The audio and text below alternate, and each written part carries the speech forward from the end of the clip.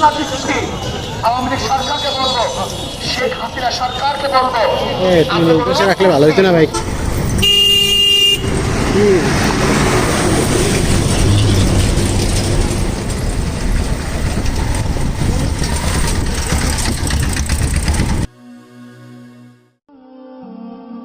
বিসমিল্লাহির রহমানির রহিম। আজকে আমরা দুই ভাই চরমনের উদ্দেশ্যে রওনা হচ্ছি। ওখানে গিয়ে জুম্মার নামাজ পড়ব। সবাই দোয়া করবে যেন সুন্দর মতো নামাজ পড়ে এবং আমরা চরমনায় ভ্রমণের এবং নামাজ পড়ার পুরো একটা টোটাল একটা ব্লগ ভিডিও হবে। ব্লগটি দেখুন, সাথে থাকুন। ওকে, আমরা এখন চরমনায় পথে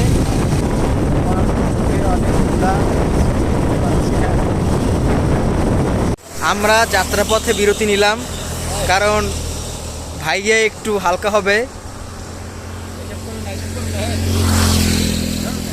এই যে ভাইয়া একটু হাই দিয়ে দেন।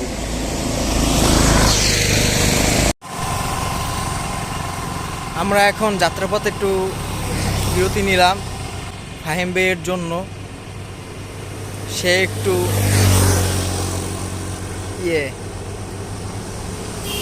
এর জন্য ভাই আসুক, ব্লগটা সেই কন্টিনিউ করবে। এখান থেকে ভোলা 30 কিলোমিটার দূরে।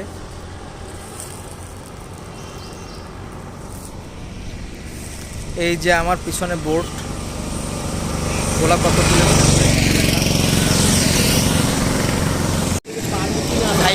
ভাইয়া ব্যাক করছে, এখন ব্লগটা সে কন্টিনিউ করবে।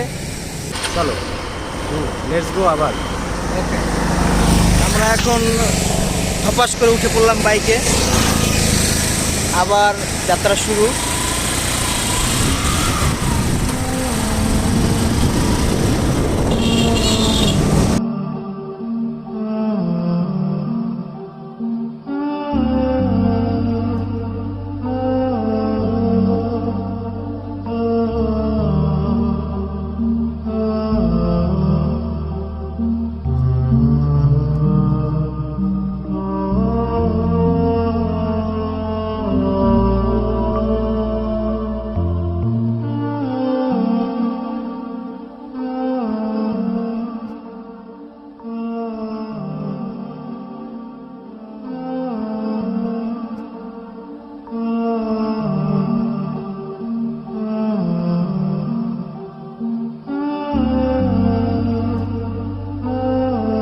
ভাঙাচোরা রাস্তা অ্যাভয়েড করতে, বন্ধুরা আমরা ভাঙাচোরা রাস্তা অ্যাভয়েড করার জন্য একটা শর্টকাট রাস্তা নিয়েছি, এবং এই রাস্তাটি গতকাল কি করা হয়েছে এটা আমাদের জন্য অনেক সৌভাগ্য। সেই রাস্তাতে আমরা ঢুকে পড়েছি। তো দেখা যাক সামনে কি অপেক্ষা করছে আমাদের জন্য। এই রাস্তাটা আমরা চিনিও না, কেমন রাস্তা। আসলে চরমনায় যাওয়ার জন্য আপনাকে সুদৃঢ় মনোবল নিয়ে আসতে হবে, কারণ পিছনে যে রাস্তা ফালাইয়ে আসছি, এই রাস্তা এত পরিমাণে বাজে চোখ মেলতেই পারতেছিলাম না। ভাই ড্রাইভ করতেছিল, হেলমেট ছিল এর জন্য পারছে, তা নাহলে সেও ড্রাইভ করতে পারতো না। আমি টোটালটা চাইছিলাম ভিডিও করতে, কিন্তু কীভাবে ভিডিও করবো, আমার চোখ মেলতেই পারতেছিলাম না। সত্যি কথা কি জানো, হ্যাঁ। ভাইটাই করে দুঃখজনক ব্যাপার, খুবই দুঃখজনক ব্যাপার। আমরা আসলে যে সহজ পথটা বেছে নিয়েছিলাম যাওয়ার জন্য, সেই পথটা কাজ চলতেছে, এর জন্য সেই পথ দিয়ে যাওয়া হবে না। এখন সেই বাজে রাস্তাটাই ঢুকতে হবে। কথায় আছে, বরিশাল একটা কথা আছে, শান্তির ভাই মরছে। তো আজকে সেই ঘটনাটা আমাদের সাথেই ঘটে গেল। শান্তির ভাই আসলেই মরে গেছে। এখন আমাদের কষ্ট করিয়া ওই রাস্তায় আবার যেতে হবে। কী করার আর, যেহেতু আসছি ইচ্ছা করে, নিয়ত ছিল যে যাব, যেতেই হবে। তো এখন ও রাস্তায় সাথে যতই বাধা আছে হ্যাঁ, না কেন, ওই রাস্তাটাই বেছে নিতে হবে, কিছুই করার নাই আর। আল্লাহ নামে চললাম। ওকে ভাইয়া, কিছু বলেন আপনার কষ্টের কথা। আমার থেকেও তো আপনার বেশি কষ্ট হইতেছে, আপনি বাইক ড্রাইভ কি করতেছেন। বলবো কষ্টের কথা। সেই আবার 2 কিলোমিটার রাস্তা আমাদের ঘুরতে হবে। এখন কিছুই করার নাই, যেহেতু নিয়ত করে ফেলছি, তো যতই বাধা আসুক না কেন আমাদের যেতেই হবে। তো আমরা আবার ইউ টার্ন করলাম, টার্ন করে চলে আসলাম সেই ধুলোর রাস্তায়।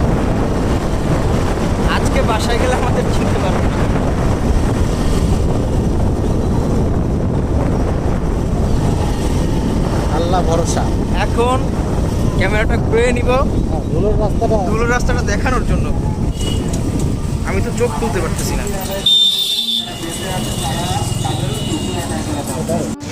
এখানে প্রচুর পরিমাণে ভিড়, আমরা পুলিশকে টপকাই তারপর ঢুকছি ভিতরে।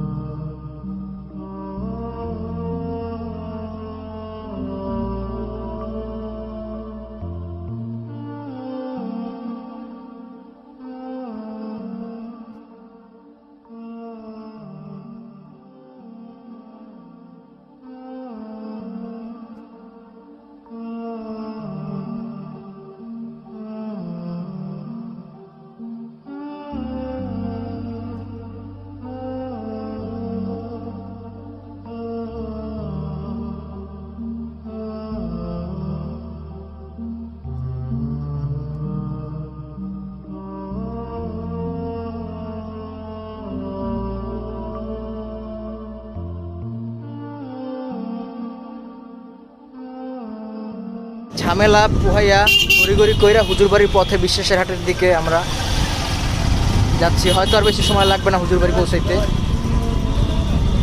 অনেক অনেক ঝামেলা পোহাইতেছে, অনেক পুলিশের ঝামেলা তো ছিলই, ভলান্টিয়ারদের ঝামেলা, তারপরে পথে ঝামেলা, সব মিলে টোটালি একটা ঝামেলার প্যাকেজ ছিল আজকে।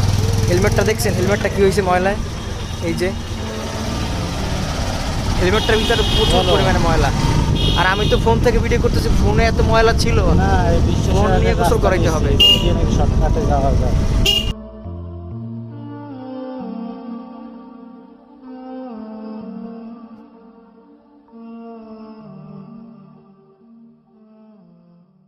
আমরা ঘোষণা দিচ্ছি, আওয়ামী লীগ সরকারকে বলবো, শেখ হাসিনা সরকারকে বলবো, তুমি এই পাশে রাখলে ভালো হইতো না ভাই, একটু আমি তো বলছিলাম তখন, টিকিট করে নেয়। ঘোষণা করেছেন আমি তখন বলছিলাম নিরাপদ ছিল, পথকে অবৈধ ঘোষণা করবো। আমি বিশ্বাস করি যাবো নাকি এবার। এটা শেখ হাসিনাকে আবার ভাই কোনো সম্ভব? কৌশল মাত্র, এটা ভারতের চক্রান্ত। আল্লাহর মতো কিছু হবে না। কেন শেখ হাসিনাকে গদির থেকে নামাবার জন্য সরকার হলো ইসলামের বিরুদ্ধে আইন পাস করা।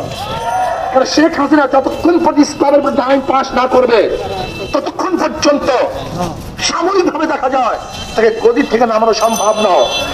এটা ভারতের ত্রুটি, যেহেতু শেখ হাসিনার সুস্থ তো কম, চীনের দিকে বেশি। আমরা নামাজের জন্য যাচ্ছি। কত দূর হাঁটতে হবে ভাইয়া? কতক্ষণ হাঁটতে হবে? 1 কিলোমিটার। আরো 1 কিলোমিটার হাঁটতে হবে এভাবে। শত শত হাজার হাজার মুসল্লি যাচ্ছে হেঁটে।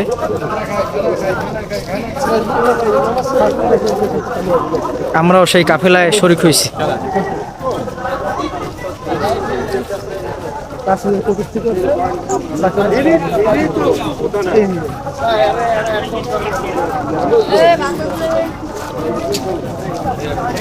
বিষয় কি জানো? কি বিষয়? তাহলে আমরা এটা ইসলামিকের চাইতে রাজনৈতিক বেশি